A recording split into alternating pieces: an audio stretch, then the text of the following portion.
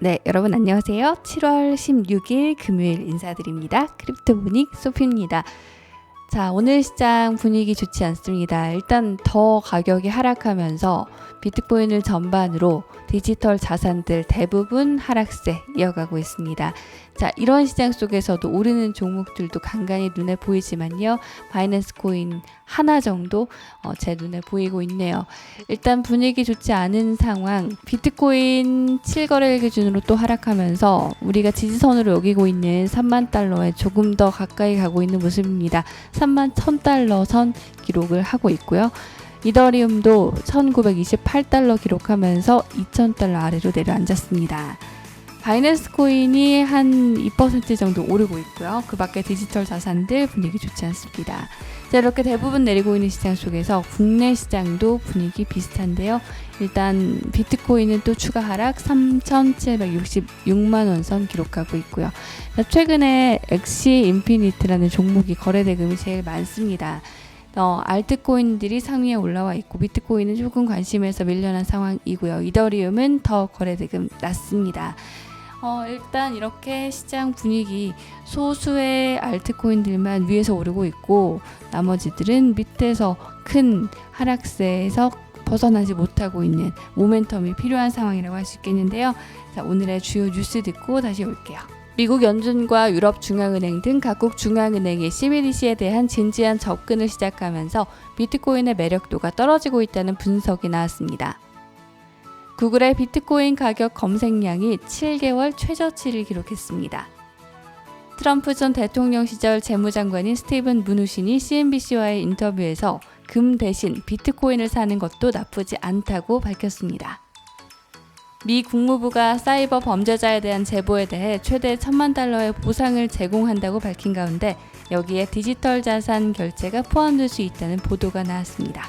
이탈리아 금융당국이 바이낸스가 이탈리아에서 디지털 자산 투자 서비스를 제공할 권한이 없다며 투자자들에게 주의를 당부했습니다. 탈중앙화 거래소의 성장이 유니스왑을 위주로 지속되고 있다는 메사리의 분석이 나왔습니다. 영국의 디지털 자산 투자의 레볼루트가 소프트뱅크와 미국 헤지펀드로부터 8억 달러, 원화 9천억 원의 투자를 유치했습니다. 비트코인의 접속 가능 노드가 처음으로 13,000개를 돌파했습니다. 이전 최고 기록은 1월에 달성된 11,613건이었습니다. 네, 전 세계 중앙은행들이 디지털 화폐에 대한 아이디어를 아주 활발하게 모색하고 있는 것 때문에 비트코인이 더 힘을 못 받고 있다는 분석이 있습니다. 블룸버그의 보도인데요. 최근에 우리의 파월 의장도 하려면 제대로 해야 된다 이렇게 강조를 했고요. 유럽 중앙은행이 디지털 유로의 조사 단계에 진입했다는 소식도 블룸버그를 통해서 앞서서 전해졌습니다. 이 단계가 한 24개월 정도 걸릴 거라고 하는데 결국 이런 제도권이 경쟁이 되면서 투심이 약화됐다는 건데 이건 어떤 면에서 비트코인의 지배력에 도전하지만 디지털 화폐에 영 나쁜 건 아니다 라는 의견도 있습니다. 사실 비트코인은 희소에서 더 가치가 있는 것이고 디지털 통화는 성격이 조금 다르다고 볼 수 있죠. 중앙은행 거는요. 어쨌든 블록체인 기술에 대한 신뢰가 쌓이는 것이고 그 메인스트림, 오리지널이 비트코인이라는 점에서 비트코인의 가치는 더 돋보이지 않을까 하는 게 제 생각인데요. 시장이 어떻게 받아들일지는 계속 지켜봐야겠습니다. 일단 지금 분위기 모멘텀이 될 것들이 없으니까 이런 것마저 모멘텀을 삼는 게 아닌가 싶고요. 트럼프 행정부 때 재무장관이었죠. 스티븐 무누신 많이들 들어보셨죠? 비트코인을 금으로 대체하는 거, 사는 거 괜찮다고 발언을 했습니다. 사실 트럼프 행정부가 공개 속상에서 트럼프를 비롯해서 많은 분들이 비트코인에 대해 약간 경멸했다 이렇게 기사에 나와 있는데요. 그래서 대통령의 지지를 바라는 크립토 투자자들은 좀 실망을 했었죠. 그리고 무누신 자신도 재무부 시절에는 지지 의사를 전혀 밝히지 않았고요. 최근에 이런 발언이 조금 누그러진 태도를 나타내고 있다 이런 분석이 나와요. 첫 번째는 블록체인 기본 기술이 놀랍다. 그리고 핀테크와 금융 분야에서 다양한 걸 가지고 있다. 생각을 한다. 그리고 사람들이 비트코인을 대체 자산으로 사고 싶어 한다면 금이나 다른 자산을 사는 것과 다르지 않다고 생각한다. 정확히는 이렇게 발언을 했고요. 그리고 내 포트폴리오에 넣지도 않을 건데 다른 사람들이 사는 걸 방해하고 싶지는 않다. 뭐 이런 이야기도 했다고 합니다.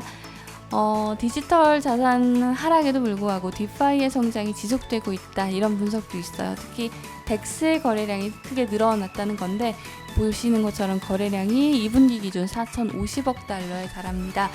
2020년 2분기와 비교해서는 10,000% 성장이고요. 전분기 대비해서도 83%가량 성장인데 5월에 비해서는 조금 줄었지만 매사리 데이터를 보니까요. 2020년 10월 이후 처음으로 중앙집중식 거래소 CX 거래 비율의 10%를 넘겼고 시간이 지나면서 약간씩 그 중앙화된 거래소의 볼륨을 갖고 오고 있는 그런 모습입니다. 지금은 가격이 하락하면서 다시 꺾였죠 같이. 그리고 약간 올라가는 분위기인데요. 자, 4월만 해도 보시면 바이낸스가 내놓은 블록체인 플랫폼이죠. 스마트 체인, BSC 기반 덱스, 팬케이크스와 주황색 부분에 플랫폼이 잘 나갔어요. 근데 여기도 지금 해킹 이슈가 있고 하다 보니까 구체적으로 봤을 때는 이 부분 유니스왑의 점유율이 늘어나는 추세입니다. 그 다음이 팬케이크스왑인 것이죠. 점유율이 많이 줄었고요. 업그레이드와 함께 유니스왑 버전 3가 제일 1위의 점유율을 기록하고 있고 2위가 유니스왑입니다. 역시 버전 2고 그 다음이 팬케이크스왑 점유율이 많이 조금 줄어들었습니다. 자, 이렇게 덱스 인기 지속되고 있다는 소식까지 살펴봤습니다. 마지막으로 일정 확인해 볼게요.